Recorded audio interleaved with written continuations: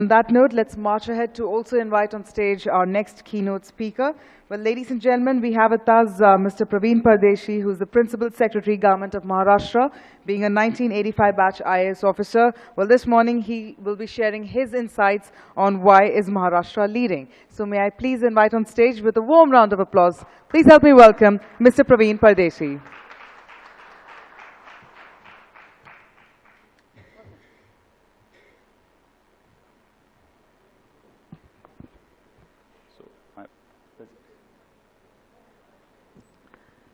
Thank you, and this is for forward. Thanks. Thank you, and it's a great pleasure to be here amongst all of you today to talk about Maharashtra in this ET conference. I was thinking through about what is it that one should speak here. So, of course, there is a very conventional presentation which we talk about why Maharashtra is great, why Maharashtra has 30% of the state's GDP and all that. But you know what's really exciting is what's happening in the last 2 years or 2.5 years since this new government has come. And that's quite a paradigm shift. And I'm not talking just as a government officer. I'm just looking back to my days as an economics student in Delhi School of Economics. And almost all the regulatory laws which we thought restricted aspirational growth in India, Maharashtra state in the last 2 years have reformed them, and silently and without taking much of a social, anti-feeling. Because these laws were, in a sense, bugbear of the so-called socialist state-controlled regime. So I'm going to tell a bit of that story, and that's what really makes these times so exciting. So basically, I'm talking about that this governance is vision-driven. So we have seen, I've been in the government for now almost 30 years, worked in the Indian Administrative Service. There is a vision, and then that vision is driven by a knowledge-driven policy.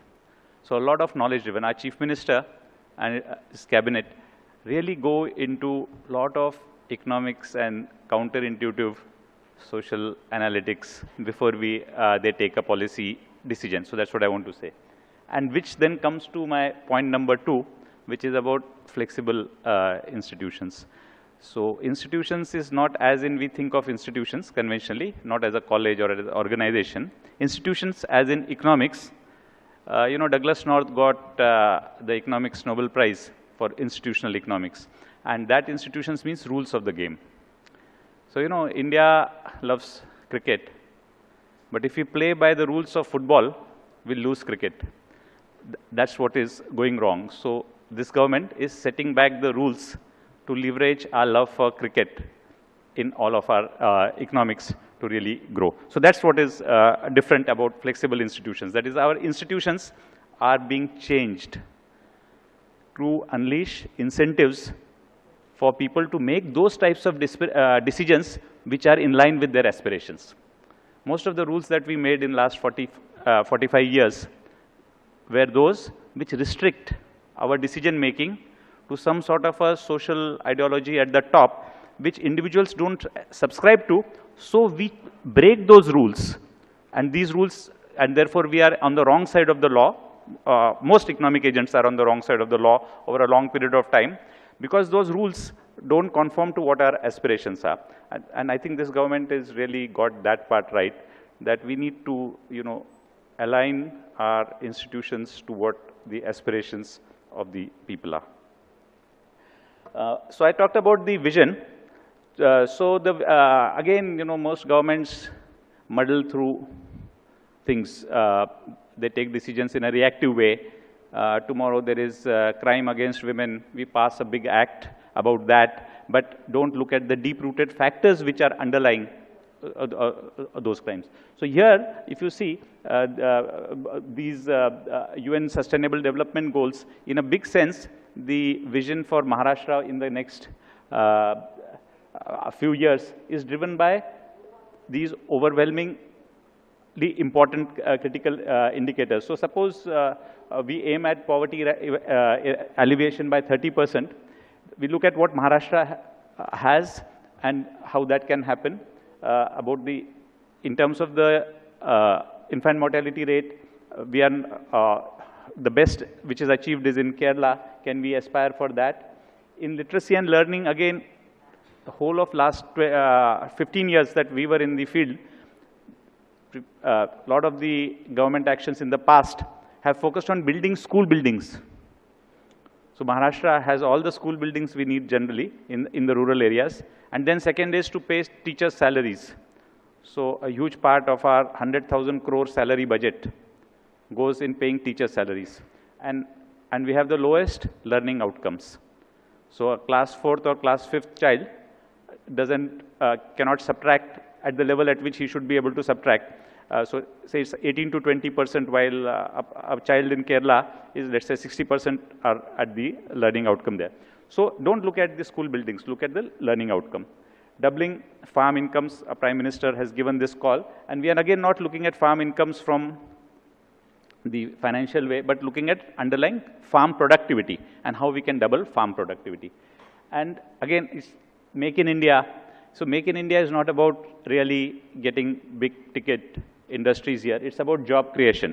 And as we were just hearing about the land economics lecture, that it's about unleashing the potential of investment for create new jobs. So we have this issue about we have these 3 pillars. And because our economy in terms of occupational structure is so heavy in terms of agriculture, so it's a lot to do with agriculture, and only then we can go on to manufacturing and job creation. So this is a key point, that we are not able to move straight towards manufacturing growth because 50% of the people are still employed by agriculture. But what is interesting to note is they only contribute 11% of the GDP. So you can understand that the incomes in agriculture are roughly 1/7 of industry. That is, there are more people working in agriculture because they have no other alternative. They don't have an alternative to move out, even though their incomes per capita are 1/7 of that in manufacturing. There are many reasons for that, and we'll come into that. Same for services. So this directly is related to farm productivity. So if you see that in Maharashtra, the area under irrigation or water security is only about 18%. And even our national average is around 74%. And how do we increase farm productivity without making assured irrigation available? Then there is an issue about institutional credit to farmers. So this is also about ensuring that more farmers get farm loans and long-term loans rather than we go for a debt waiver. So you must be hearing a lot of cry now to give a farm debt waiver. And this debt waiver was given about 7 years ago by the previous government. And a study showed that almost all the people whose loans were written off, the farmers, are again in a debt trap. And many of them did not get, could not go back to into the credit system because they were considered as bad, not credit worthy. So the debt waiver has not helped the farmers. And it's very interesting that the Chief Minister really stood in our parliament and was able to explain factually and analytically why debt waiver doesn't help farmers. So I was talking about knowledge-driven policy making. For me, this is the first time I've seen a politician being able to take on a populistic pressure. It's very populistic to say that let's write off all the farmers' debt. And also, it has been done in the past, not once, twice. So his presentation to the State Assembly goes along this, that only we have about 1.2 crore farmers. And of these, about 12 million farmers. So of these, only about 48 lakhs or less than half get farm loan. So if you do a loan waiver, it doesn't help the 60% of the farmers who haven't got any farm loans. That's point one. Point two, as soon as you give a loan waiver, only the banks gain, because the banks outstanding get paid by the government, but the farmer doesn't become creditworthy. That is, when the banker goes, then he comes back to taking a loan. His history of not having paid the past loan is there before the banker. So it is not necessary that he will get a new loan back. If he doesn't get a loan again, then he is not able to recapitalize his farm. So the Chief Minister stopped all these points and said that we want to invest in farmers. We want to make them more productive and not simply write off their debt, because that's just a populistic goal. So this is what he's talking about, public investment-led farm productivity growth, and not subsidy, financial transfer-based agricultural pleasing. So Chief Minister's flagship program is the Jal Yukt program, and it has really caught everybody's eye. Mr. Mayank Gandhi, who's present here, is one of the contributors to this program, not as a government agent, but in his private capacity. But he's not alone. For a program which leverages around 2,000 crores of public investment to create decentralized water structures, 400 crores is coming from people like Mr. Mayank Gandhi, who have leveraged their personal savings, and not from the corporate world alone, but at the farm level. There are farmers who, in the idle season, set aside their tractors. There are local contractors who have porcelain machines who, when they don't have a business during the dry season, they use their porcelain machines to diesel tanks. And government is leveraging that by providing a subsidy for their diesel cost. So 400 crores of voluntary contribution has come to this massive people's movement to stop every drop of water where it falls. So not simply debt write-off, but making the farmer productive by investing in his productivity through water harvesting. Now again, I come back to the issue about knowledge-driven policy reform. So the thing about debt, farm loan, is that we give a loan at a very concessional rate, but then there are two aspects to this loan. One, that the cost of cultivation and the productivity from that vis-a-vis the loan, so the loan is more than the return that the farmer is realizing. So it's true for cotton, dryland cotton, it's true for soybeans. So let's say he's taking a loan of 50,000 rupees per acre, but his realization is 45,000 rupees per acre. So the loan amount itself is not being able to be recovered by the gross income. So how do we change this?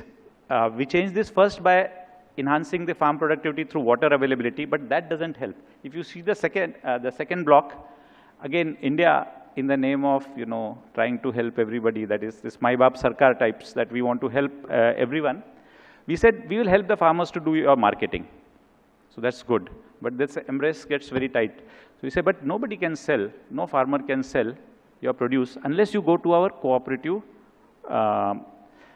agriculture produce committees, APMCs. So you have a situation, let's say in Maharashtra, of 1.2 crore farmers selling to about 10 crore consumers, 10 or 11 crore consumers, but there are maybe 300 produce market committees, and each of those 300 produce market committees have a few licensed traders, and only they have the monopoly to purchase all the farm produce. So that's the block which sucks in the farm produce and then gives it back to the consumers. So obviously they extract their monopoly and inefficiency rents. So a farmer's realization for, let's say, tomato or for soybeans is 40% of the price which is being realized in a city. And who's taking this 60% differential? So it is that fewer number of licensed traders which our law says we are doing to help the farmers. So this government, much against many agitations, many stoppages, you might have heard about a year and a half back that the Vashi market was stopped, Nasik market was stopped. But what was the government trying to do? Government was not saying we are disbanding the agriculture produce market committees. We are saying we believe in both Jet Airways and Air India. So agriculture produce market committees will continue. They will receive our support. But let the Jet Airways also come in and do what you want. So under the new law, any private sector can set up agricultural produce market. Number two, they don't have to pay any cess to the agriculture produce committee, which they had to pay. Three, they are not inspected by the agriculture produce market committee. we had a strange thing when we did a slight reform in between. We said, okay, some private markets can come up, but the regulatory control will remain with the Agriculture Produce Market Committee. So their inspectors can come and inspect you. So it was not a level playing field. So that power has been taken away from them. So now what we are hoping is if that 300 Agriculture Produce Market Committees become thousands, and then we are also now permitting, Maharashtra is the only state which allows multi-brand retail also. So we are hoping that this chain will ensure a competition so that that 60% differential in the farm produce, which is realized by the middlemen, is taken away and is shared by the farmers by a better competition, better storage, better. So this act has already been passed. I come to the third issue, which is about employment. So if you see from here that even though we have a slight shortage in terms of demand of skilled manpower, most of this shortage is not in the manufacturing. It's mostly in the banking and construction sectors. So again, the traditional way in which we looked at this is that the government will invest and make industry, whether it is Bharat Electronics or Steel Authority. So the government comes in and does all the investment. So that's again refreshingly different. Most of the manufacturing and the investment policy changes that the state government has done in the last 2 years is policy-driven reforms. They are fiscally neutral. They don't involve giving more money or investing directly. So we have amended the Factory Act, for example. So the Factory Act today doesn't apply to smaller units. MSMEs are the most stressed sectors. So we exempted in one go almost 14,000 MSMEs from the purview of the factory inspectors sort of control. So this act is already passed. It's not something what we propose to do. It's done. Then all licenses under Factory Act are deemed licenses. And the period is also extended. So if you make an application for a license and you don't get it online, your receipt of payment of the application fees is your deemed license. So we also know that when we pass deemed laws, like we did for the NA permission, even though you may think you have got deemed permission, you have no piece of paper to prove that you have a deemed permission, and that's good enough for people who need to trouble you. So here your receipt is considered. But then, we have seen that 5 lakh Factory Act licenses have been renewed within 7 days or granted online. Most important change is in the Contract Labor Act. So the Contract Labor, because we squeeze formal labor so much by having the Industrial Disputes Act, which says that you cannot hire or you cannot fire anyone without prior permission of Labor Commissioner. So people keep their formal employment very small. That's why India has a huge jobless growth. The reason why we have such a high occupational structure in agriculture, 50% of people produce only 14% of the GDP, even in a state like Maharashtra. Because most of the people who could have gone to secondary sector in jobs are squeezed by labor laws.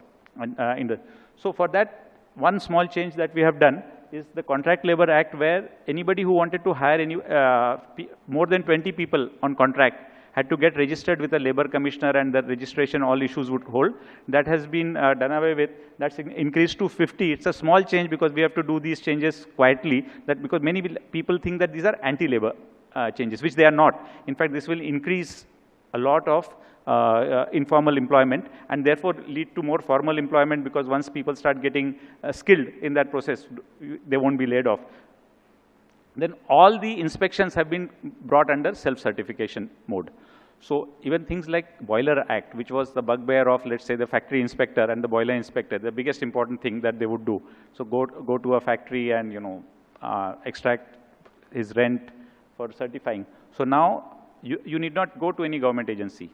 Third-party inspection institutions have been notified for certifying the safety of a factory, and all the inspections are done in a randomized manner. Randomized in the sense that risk-based list of factories to be inspected are generated, and the factory inspector doesn't know which one he is going to get. And he has to upload his report also within 2 days. So this is something which has been already done, and it's happening now. The same has been done for the Maharashtra Pollution Control Board. So the Maharashtra Pollution Control Board cannot come and inspect discretionarily any unit. Of course, if there is a complaint or if there is a newspaper uproar about, then they have to go to that unit. But their routine inspections are all done on a randomized basis. Then I'll just come a bit to the locational policy, because this whole seminar is about land economics. So I want to just spend a couple of minutes on this. The first chapter. This is about the location policy. It's very important this has been done now. So if you see the first thing about the location policy, and then the last one about the urban development, about the regional plan areas, agricultural NDZs can be changed at the divisional commissioner level. So these are the two biggest flexibilities which have been brought about on reassignment of land use. The most rigid factor, see, in very common economics, we have three factors of production: land, labor, and capital. Capital is flexible, but anyway, land was the most inflexible factor in India. If you are an agriculturist, only then you can own agricultural land.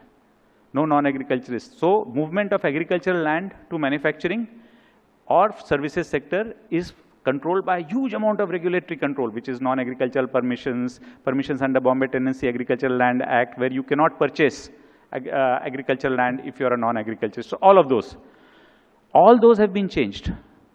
So when, again, we were in service 30 years back, we never thought that we would see in our own times a government able to change Bombay Tenancy and Agricultural Land without inviting inverted commas critique, oh, this is anti-farmer government. That now, under Bombay Tenancy and Agricultural Land Act, nobody can buy agricultural land if he's a non-agriculturist and he needs prior permission. You don't need prior permission anymore. Because in any case, all the big actors were buying agricultural land, pretending to be. So this sort of a subterfuge, I said about aspirations and all, it's all done away with. And if the land is zoned for any non-agricultural use, you don't need anybody's permission to buy it. So that is done. The change of use.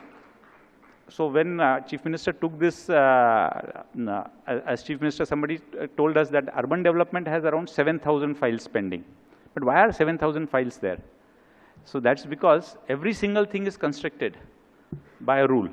So even if a small piece of land has to change use from no development to an industrial zone, the file travels from Tehsildar of that place through the collector, through the Director Town Planning, through the Secretary Urban Development Department to the Chief Minister for each individual case. So what Chief Minister believes is we are here to make policies, not implement individual case specific decisions. And this he did in the first 3 months of the government. So that's again knowledge. So what he has done, any agricultural zone, any no development zone can be zoned into industry, residential by the divisional commissioner and by the collector. The FSI can be increased from 0.2 to 1. The file doesn't have to come up to Chief Minister. Divisional Commissioner and collectors have. So then this will lead to a lot of corruption, isn't it? Like people say, when you change land use, value goes up. Again, a rent extraction thing. So he has done another very important thing there. A 30% premium has to be paid by the land developer because the change of land use, and that comes as a premium to the government. So then there are not many cases where after paying that premium, there is still a surplus for you to pay to anybody in the system. So that's one way in which whatever was being extracted illegally becomes a formal, and mostly people, and then there is a time bound. All of these have been put under right to services. So there is a time bound way in which permission has to be given or not given. So all of this has led to some of these big ticket investments.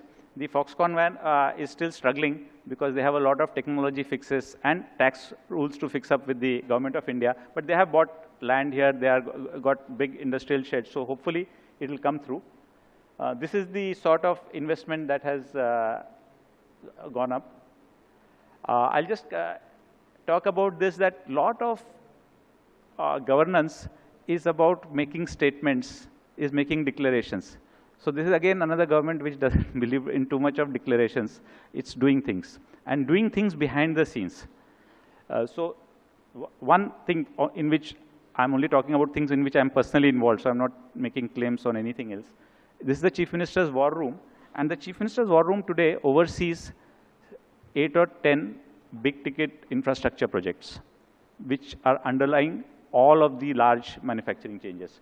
So if you see Mumbai Metro already starting to work, so a lot of this credit goes to the Chief Minister for having established this Chief Minister's War Room, where the Mumbai Metro, the Trans-Harbour Link, all of these are reviewed. And Chief Minister himself spends a couple of hours every month on going into micro details of whether a land, let's assume, I'll tell you one case. For example, there is a land in the Mumbai Racecourse, our turf club area. And then there is a power station there. And a metro underground station has to come there, and the power has to go from there. Now, you know, everybody will oppose something like that. But there is going to be no footprint on top.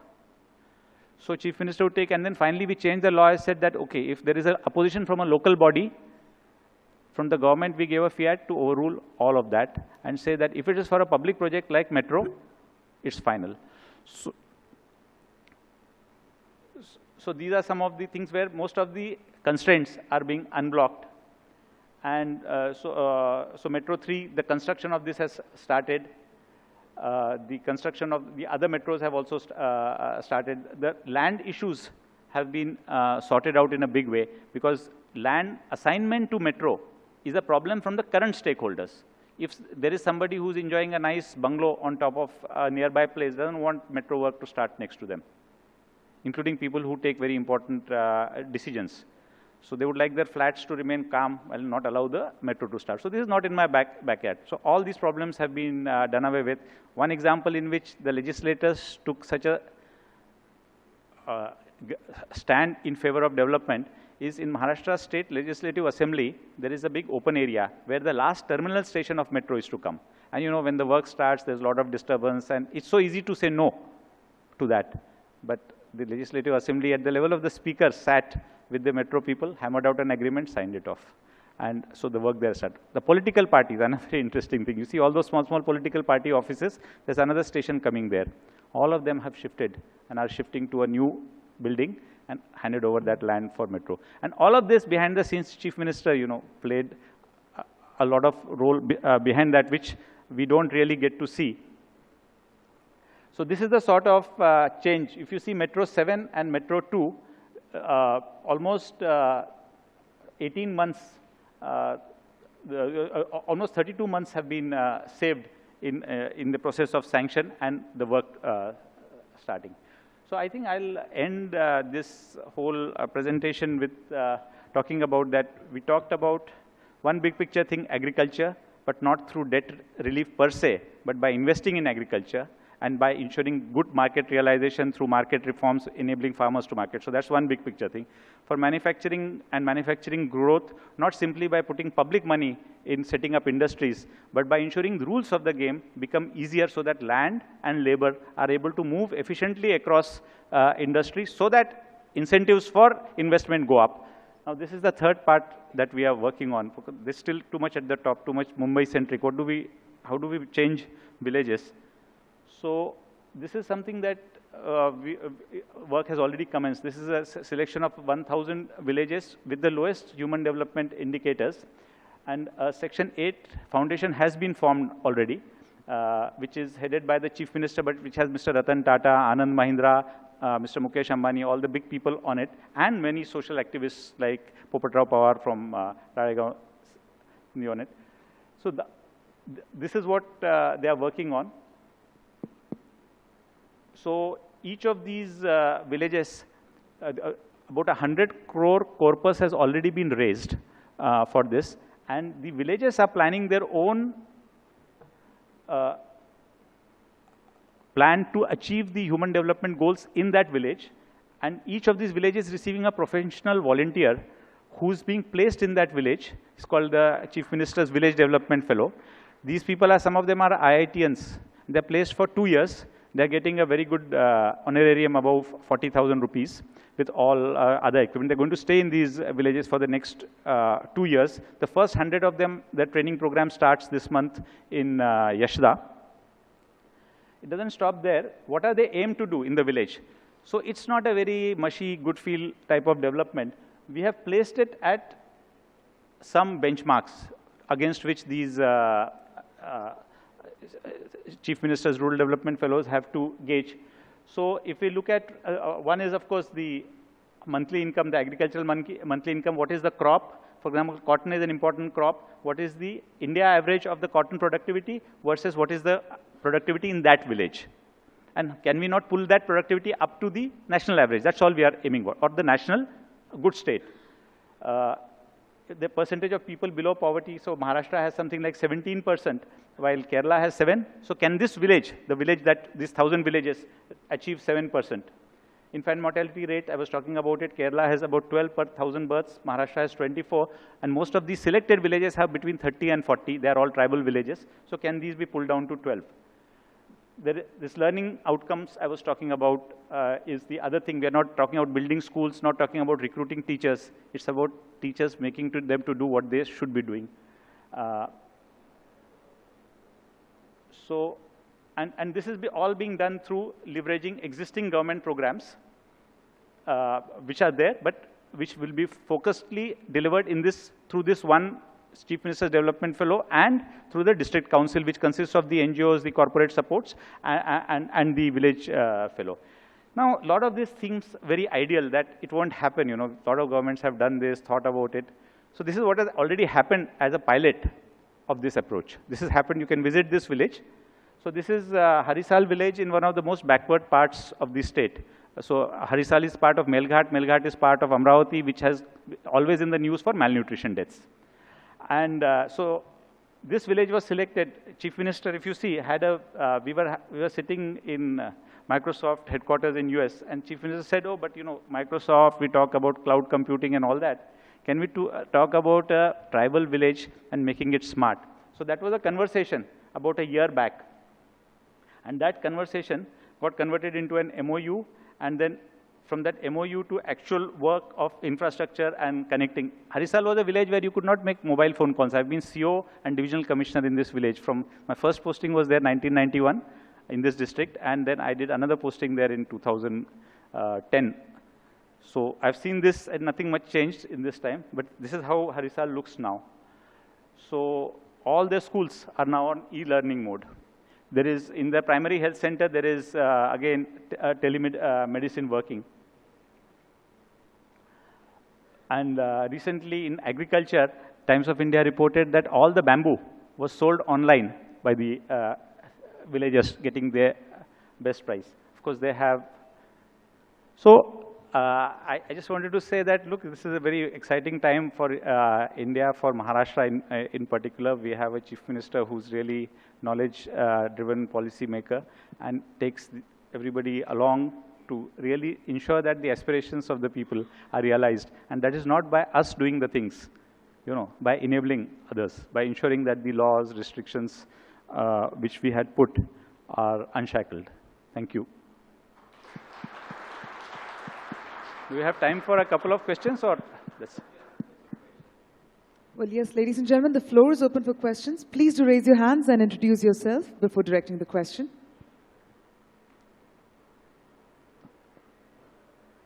Good afternoon. My name is Dr. Nitin Parab. I represent the Maharashtra State Chamber of Commerce and Agriculture as the chairman for the MSME Council. Plus, on two grounds, I would like to ask you a question. One is, we call India as a nation energy poor. Have you done any study for the Maharashtra state where energy poverty is classified, number one? Because if you look at the rural section, 40 to 45% of the income goes in the energy component for a farmer. So where is the nutrition to the farmer, number one? Number two, on the metro project, because I've been born and brought up in Mumbai, in a low-lying area like Hutatma Chowk and the whole thing coming from Andheri, how is it planned during the flooding sessions when we are not able to cover our on-ground railway tracks? Yeah. These are two questions. So the first one on the energy is more for the rural areas. So most of the current cooking energy comes from fuel wood. So if you see this Ujala scheme, which is conversion to LPG connections, and in forest areas, this is particularly been spearheaded For example, you have many wildlife sanctuaries and thick forests around, and there most of the women do cooking on fuel wood. So all of these have been now changed to LPG or biogas connections. There are whole villages which are now on biogas. The numbers are huge. For example, around wildlife sanctuaries, 2 lakh families have moved out from fuel wood to LPG through this LPG subsidy and continuing that. The long-term way of doing this is, of course, we cannot sustain LPG on a continuous basis. The energy sector has one big issue that Maharashtra now is a power surplus, but in a sense that power surplus doesn't reflect the fact that all rural areas get 24/7 power. And why they don't get 25/7 power is not, again, we need to be very knowledge driven in terms of this. It's not because there is shortage of power. That's first. So then why? It's because of 2 reasons. One, for the utility, they make a loss. They supply power at 1 rupees. So the more power they supply in rural areas, their loss becomes higher. And because it becomes higher, so they are not able to produce and distribute the existing power. It's a vicious feedback cycle. So that's issue 1. Issue 2 is that if they were supposed to supply this power efficiently, they need an investment of roughly 18,000 crores more. That is, our losses in distribution are 17 to 18%. And these are not losses of pilferage per se. It is infrastructure deficit, that you don't have the large number of transformers, large number of proper lines. All of that infrastructure has not been balanced out, and it requires an investment of this order. And if you end up doing this investment, it will only increase the loss in the way. So again, there's no easy way, and the easy way is not to jack up the prices of energy to the farmers. Because that's one way, we have been telling this conventionally and no government is able to do it. In fact, when we are saying that you realize user fees, more governments in that period of debate have gone for free power during this debate than they were before this debate even started. So this has gone counterintuitively. So how is this government making a change? It's very interesting. Everybody talks about renewable energy. And renewable energy is pretty wrong in many respects, because how can a state afford, when we produce thermal power at 3 rupees, how can you afford wind power at 7 rupees or solar power even at its best rate at 5 rupees? It will only end up all these manufacturing shutting down if we were to pass on this charge back to you. So why is thermal power at 3 rupees? How can it ever compete with solar power at its best? So we are thinking of doing solar grids at a localized level. Because when you produce thermal power in mega stations and then transfer it to we have more than 45 lakh irrigation pumps of farmers.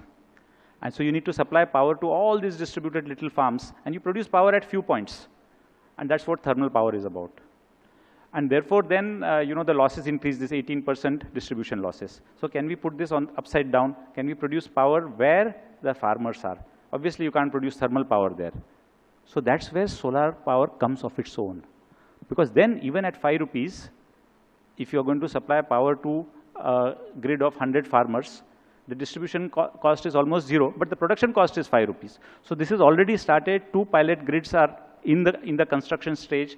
This year, the government does intend to take a huge boost to solar power, but more as how to cut distribution losses and make 24/7 power available, and leverage the subsidy which is going on thermal power today in huge distribution losses. Because this subsidy of, let's say, 8,000 crores which the state government gives, and another 8,000 crores which the Mahavitran gives, can all go into ensuring that solar power gets built. The subsidy is diverted to be used to build up solar lower grids, so that thermal power just goes to cities and concentrated points where then it can be used more efficiently. So this is one big change for the rural area. On your underground metro thing, that's not right. You might be in the sea also and still have an underground tunnel. It doesn't matter. I mean, this is, it just needs to be engineered right. Dr. Wange from Parali Vajanath. Yeah. Can you make free space for the farmers for marketing in the... Yeah, that's the second big initiative which is coming on line of direct marketing. In the cluster of... The first part of that has happened.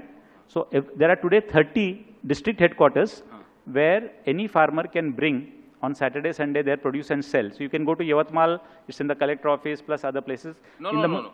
in every cluster of houses in big cities like metropolitan Mumbai, Huh. can you make a free space for the farmers to have their permanent? To start with, we are doing at the larger public spaces, but that is the aim finally, that every corporation by law through this development plan will have to provide for direct farmer marketing spaces. One example is near the Legislative Assembly. Have you been there on Sundays in the Maharashtra Vidhan Sabha?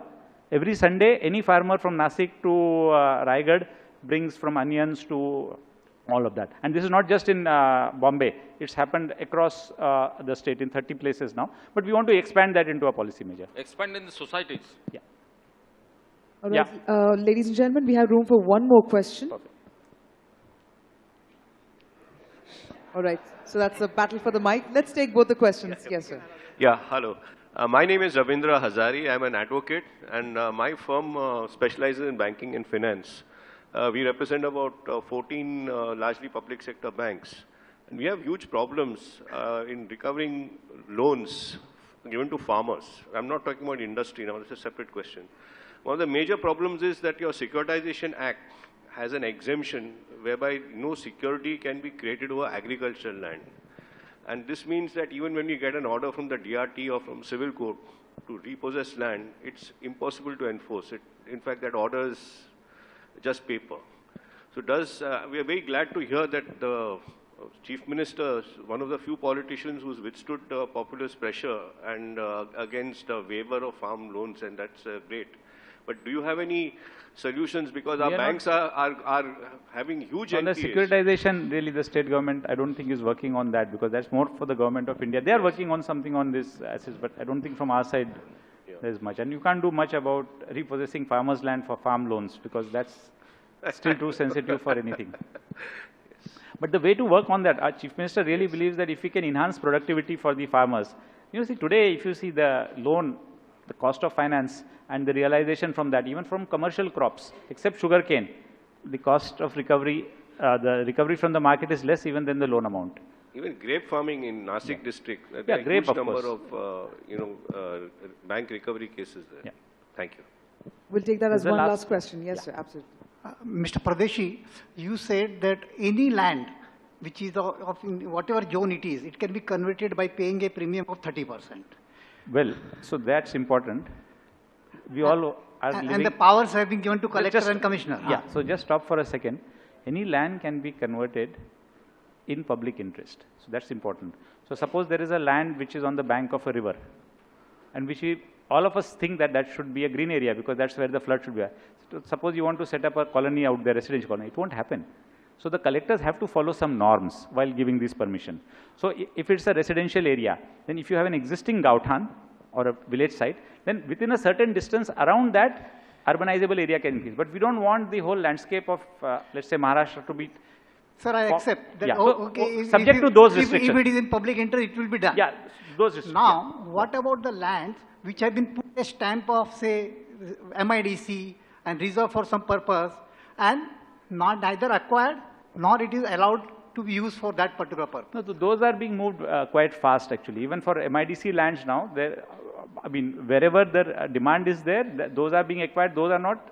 Those would be released now. No, acquired, but not they have just put stamp, not acquired, and neither paid the money to the owner, nor they are using for the purpose. As per the law now, those need to be released.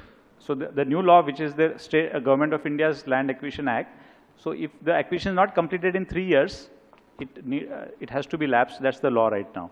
Even if it has not happened, it needs to be done.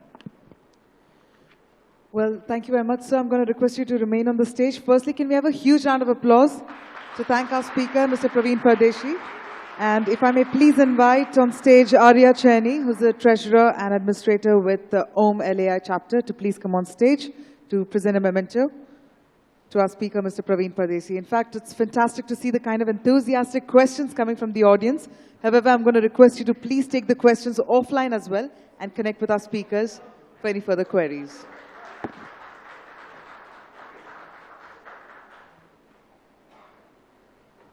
Thank you very much, sir.